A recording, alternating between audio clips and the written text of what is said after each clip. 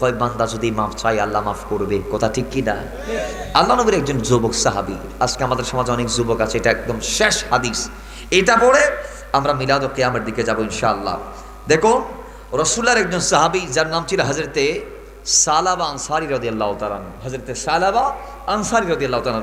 এই হাদিস কানে এসেছে মারিফাতুস সাহাবার মধ্যে, ইমাম ইসফাহানি আলাইহির রহমান করেছেন, হিলিয়াতুল আউলিয়ার মধ্যে আসছে, কিতাবুত তাওয়াবিনের মধ্যে আসছে, এবং তানজিহুশ শরিয়ার মধ্যে আসছে, ওসদুল গাওয়ার মধ্যে আসছে, আরও অসংখ্য ইবনু আসির থেকে শুরু করে ইবনু আসিরের ওসদুল গাওয়া থেকে শুরু করে অসংখ্য কিতাবের মধ্যে আসছে হাদিস কানা, যে হযরতে